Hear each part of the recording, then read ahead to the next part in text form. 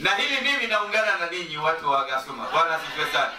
Ninaungana na ninyi kabisa, nikimwomba Bwana na Paulo pia kwa ujumla, kwamba tusije tukawa tu kuwahubiri wengine na sisi tukakosa kalama.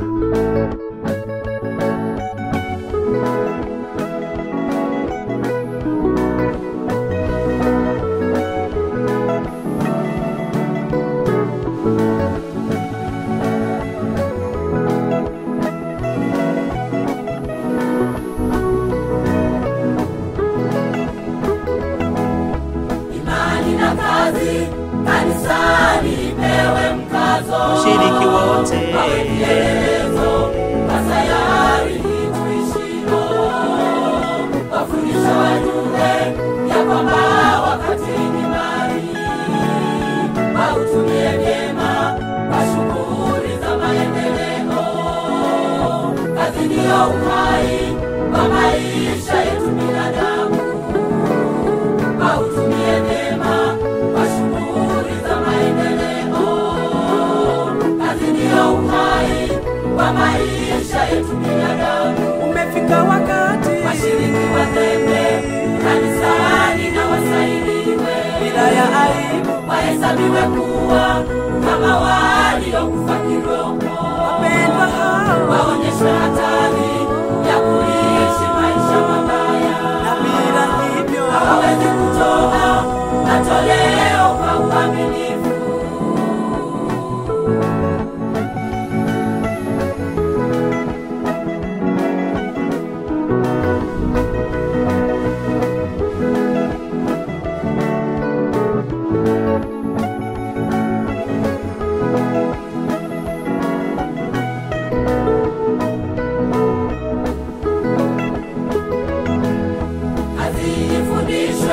Kwa vijana pia na wazee, wajue kazi ndiyo chanzo cha kupata mtaji wao.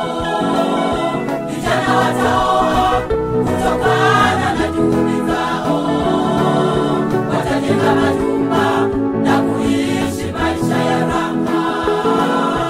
Zaka na sadaka watatoa kwa uaminifu, watajenga majumba na kuishi maisha ya raha. Zaka na sadaka watatoa kwa uaminifu. umefika wakati Washiriki wazembe kanisani na wasaidiwe, bila ya aibu wahesabiwe kuwa kama waliokufa kiroho. wapendwa hao Waonyeshwe hatari ya kuishi maisha mabaya, na bila hivyo hawawezi kutoa matoleo kwa uaminifu.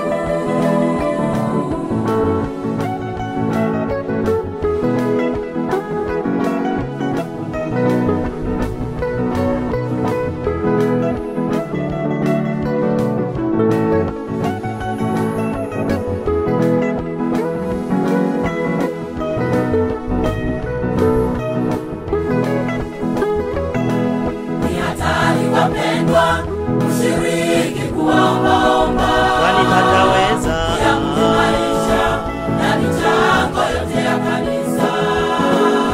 Maisha yatakuwa ya mahangaiko siku zote, na matokeo yake mshiriki kuwa hatarini. Zaka na sadaka uzitumia kwa mahitaji, na matokeo yake mshiriki kuwa hatarini.